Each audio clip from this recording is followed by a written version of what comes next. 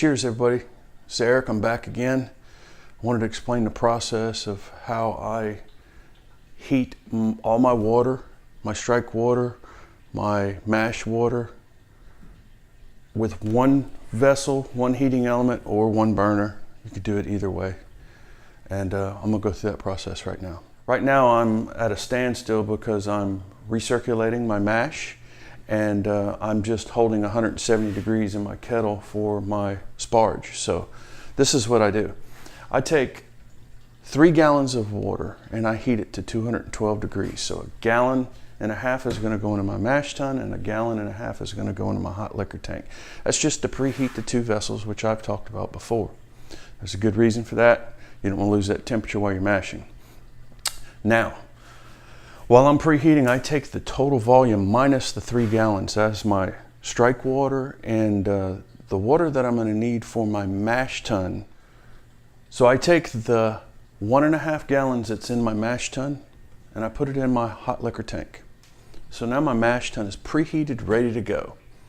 And by the time that I've set for about 5-10 minutes and I've preheated this total volume of water that I need for strike and my sparge. So I'm ready to go. This is empty, preheated. I run off the desired amount for my mash and strike water into my mash tun, and I go ahead and dough it in and I start that process. So now we can say I'm mashing. So I set up my REMS tube and I start my recirculation.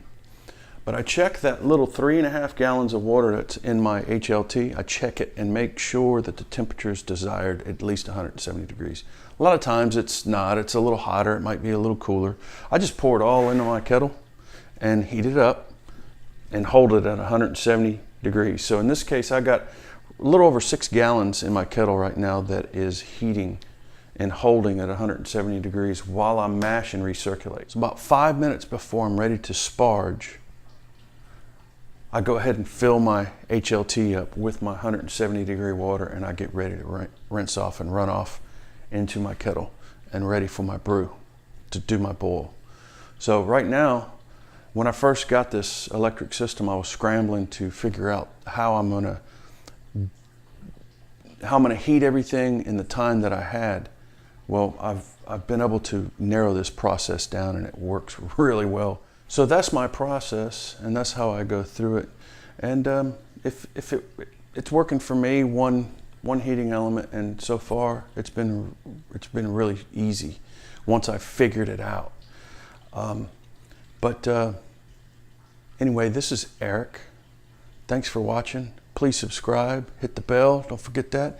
And any comments that you have, put them down below. Let me know what you think, what I could do better. You might have some ideas out there. And of course, if you like it, let me know. But thank you for watching. This is Eric, and cheers.